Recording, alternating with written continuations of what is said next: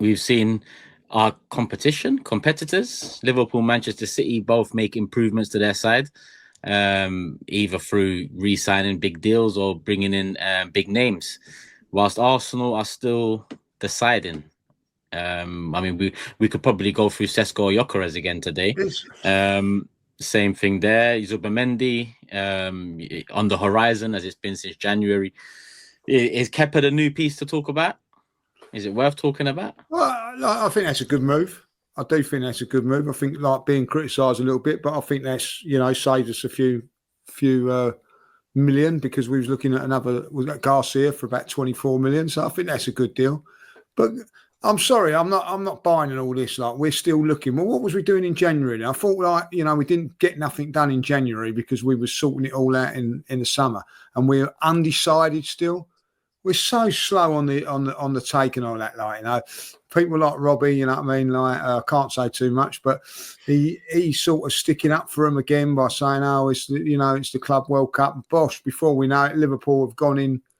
This the Club World Cup got to do with our fucking. I can't believe it. A window's open. Do you know it's free?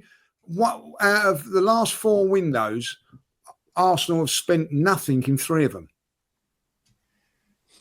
You know what I mean? I was talking to a fella down the gym today. He said, "Are Arsenal serious about winning the league?" No, I don't think we are. I'm now genuinely thinking. I look at it and I think, "Are Manchester City serious?" Yeah, they had a blip last season, and we talked about this on the group yesterday. Over 6 players signed since January. In 6 months, in 6 months of this year, they've signed a player every month. If you look at it from that point of view, we've signed nothing.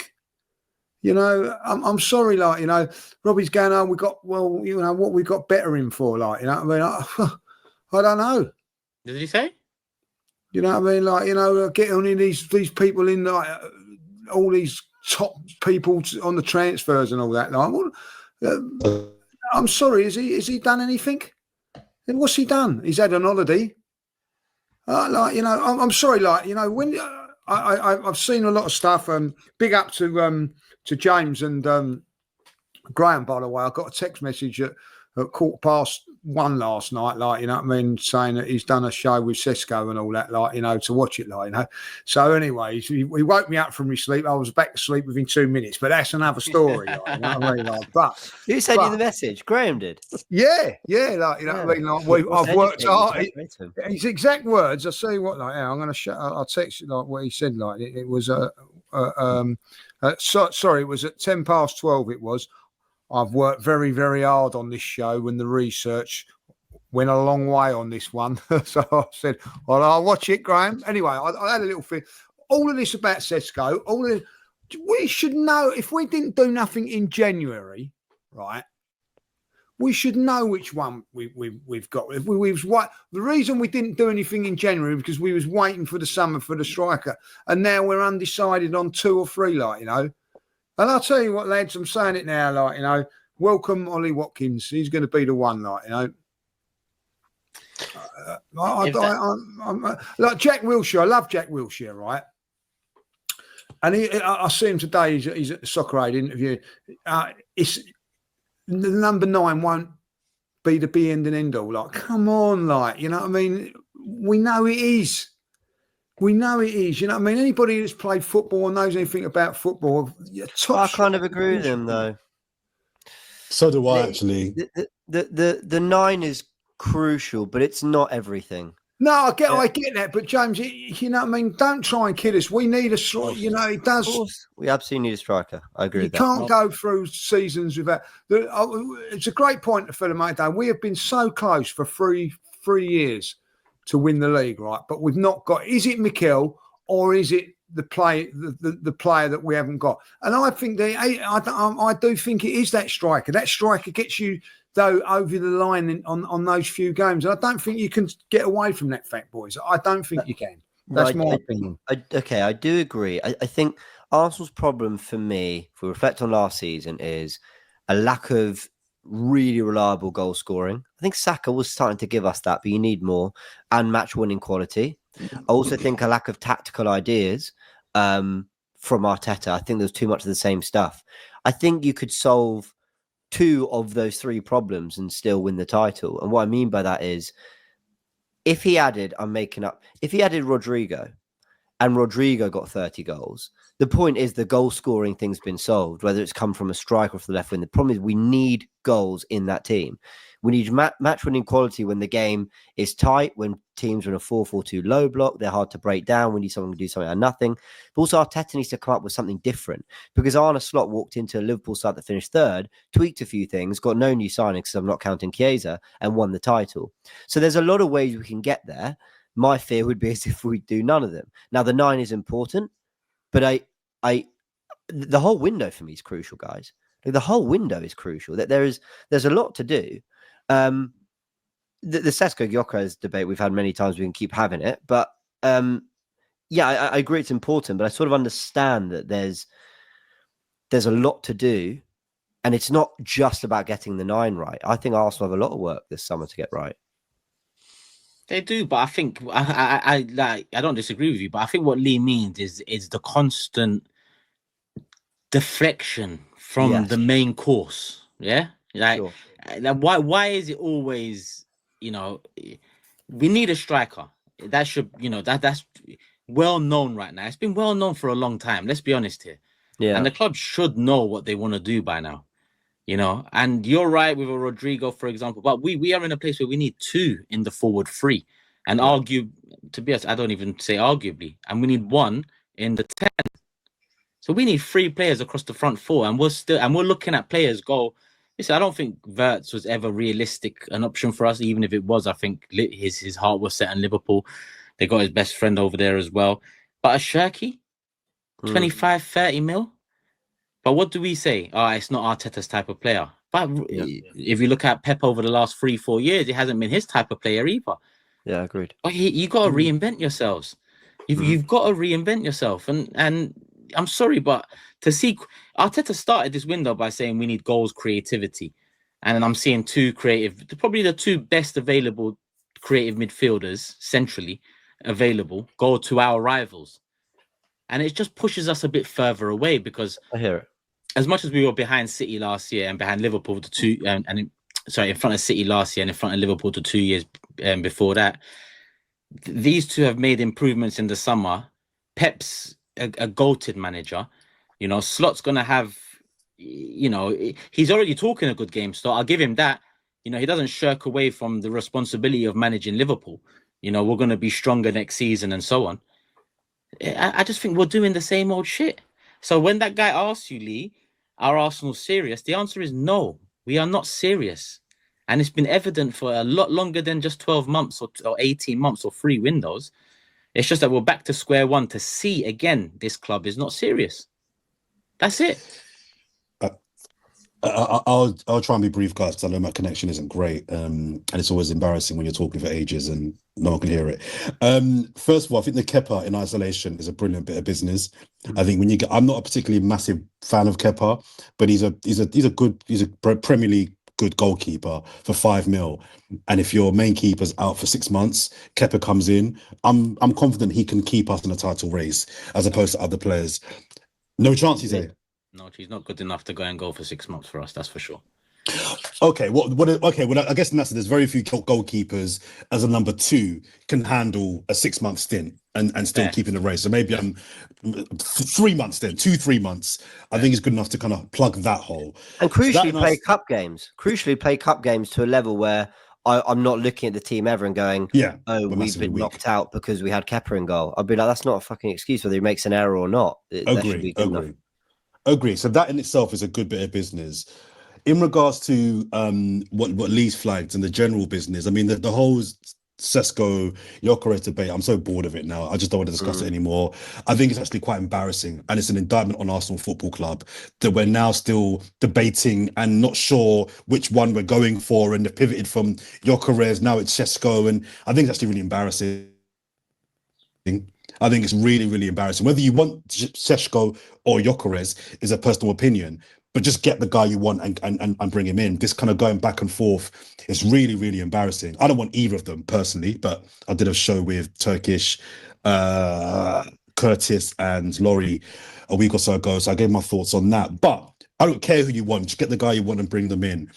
But I was also, when I mentioned a few weeks ago about Arsenal's process, I was only kind of half joking when I was saying in the time it takes Arsenal to decide the guy they want, other clubs are putting in bids, agreeing terms, and getting the guy in a shirt.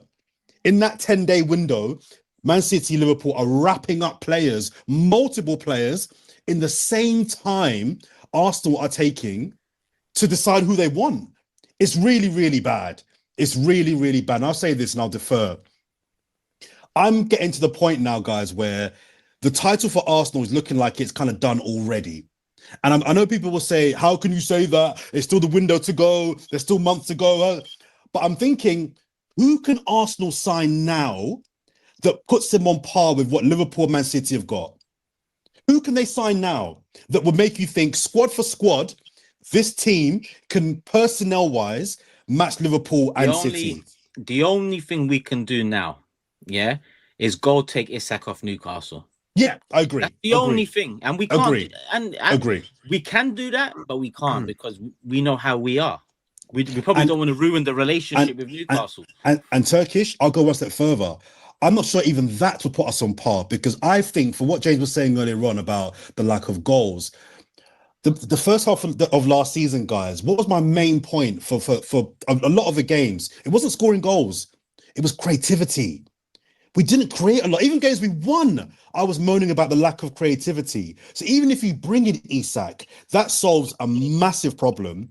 But I still feel there's an issue with creativity and creating chances in games, is my personal view. So even if we signed Isak tomorrow, I would still put Liverpool and Man City squads before ours in terms of, do you know what I mean? Power and personnel. People will say, we'll bring in players. I've got no doubt, guys, we will bring in players. But I'm looking at who's out there now. And unless you're going to pull a rabbit out of a hat, I just don't know who you sign now to put us in a position whereby Liverpool and Man City think, oh, the way that we're looking at them and thinking, oh. That's the problem. Can I come in with a bit more hope? You can. Guys, the sun's shining. I said something on Talking Transfers yesterday with Robbie and Laurie. I said, there's 1 month of the year where I don't have to stress much about Arsenal, and it's June. In July, pre-season starts, and I'm stressing all the way through to May. In June, I'm the most relaxed I'll ever be about this football club. So I'm not in panic mode. That's not because I don't agree, by the way, with all the concerns. You're just not going to get that from me, not till July 1st. But I will say this, though. I think this last season was so damaging, and I understand it. It was it's the season's just gone. It's been so damaging for us in terms of the way we view this team. And almost to the point of it's beyond, well, what impact did the injuries have? Well, what were the circumstances for not signing players? Well, whatever it might be. And the reality is, in the season before that, we got to 89 points, pushed Man City all the way. We also did get to the Champions League semi-finals. This is not a bad football team. Far from it. I think we're a very good team. You know, a couple of pieces. Now, you say Liverpool, City are running away, and I hear that because they've been sweeping up the titles for the last 6-7 years, and they've got top players. They're making top signings. I still think we edge them on defence. I think our back four and our options in the back four, I wouldn't take above theirs. I genuinely wouldn't. I think ours are the better ones. The numbers are supporting that too. Our performances, the eye test support that we have that over them. I wouldn't trade Declan Rice for any of them. I wouldn't trade 23-24 Erdegaard, but I appreciate we didn't have that this last year. I wouldn't trade Bukayo Saka. I wouldn't. So there's lots in that team that I still really believe in can go and push and better Liverpool, Man City in some ways. Now, on the window stuff, I think the reporting is Arsenal are still deciding about, are deciding between Gyökeres and Sesko. Guys, they want Sesko. That's what I think. They want Sesko. And I think Berta is using the Gyökeres stuff to try and get what he can out of Leipzig for the Sesko deal. Now, for anyone saying, I know you're shaking your head, Turkish, but there is a lot of work to do in this squad. Now, you could just say, we'll go pay 85 million and get him. But what if you do get him in 2 weeks' time for 65 million? There's 20 million to go on that Rodrigo deal that might come up. As things stand, Rodrigo he's basically making it clear he's quite happy at Real Madrid. But every reporter around the Rodrigo situation, around Real Madrid, is saying he wants to play on the left. He wants to know where he stands with Xabi Alonso and what his role in the team and the system is going to be. So who's to say, like Florian Wirtz supposedly wanting Bayern Munich, like Ozil on deadline day 10 years ago. Who's to say Rodrigo's situation doesn't change, because it seems like quite a fluid one? Now, would we not want to be in a position where we're ready to take advantage of that and do that deal? Now, guys, the Arsenal PTSD about transfer windows, I get it. I've been there. But 13th of June, I'm not there yet. 10th of July, maybe. Then I'll start to be like, what the bloody hell are we doing? But I just think I don't mind a little bit of figuring out the situation. While Kepa's done, while Zubamendi's done, while Gabriel's signed a new deal, while Saka and Saliba are in talks. I don't think we've been slow. Personally, I think, James, I think people would be more like you, James, if there was stuff that was done in January. I think the fact they did nothing in January, I think is making people think, well, some people didn't, but we'll give you a pass for January, but try the last game of the Southampton, last game of the season, the final whistle goes.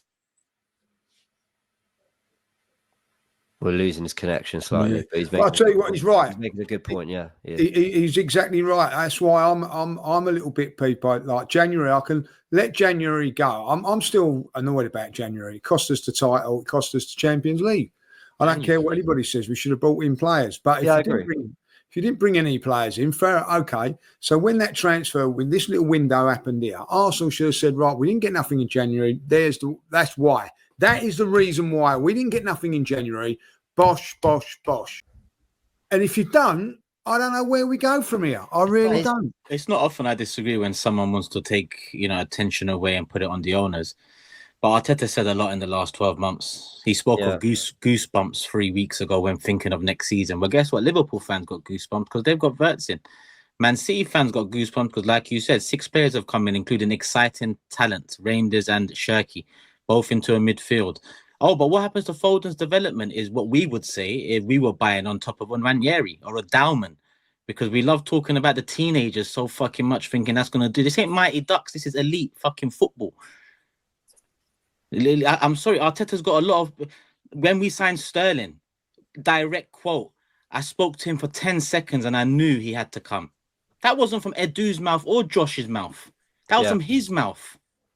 Goosebumps is from his mouth. For 2 weeks of the January window, he spoke of not needing a striker because we scored the most in 2024. Now I look at the owners, because 5 years into a process, and you look at year 5 summer, last summer. Look at last summer in hindsight now, in totality. What a shit summer in isolation, let alone your 5th, phase 5, year 5 of this process and project we're meant to trust. How can that be your summer? But then forget that, we scratch it off, right? Hope in January, forget that. So you're telling me in our 6th year of this process, we don't know who we want to proactively move. And if we do want a 22-year-old Sesko who scored 13 goals in Bundesliga, tell me would Chelsea have done that, finishing second 3 years in a row? Tell me would Man United have done that, finishing second 3 years in a row? Tell me would Manchester City go for a striker that's got 13 goals in Bundesliga when they finish second 3 years in a row? And the answer is no, no, no. They'd be going for Osimhen, Isak, Gyökeres, the top strikers. But we want to bamboozle ourselves again. Or if they were going for those.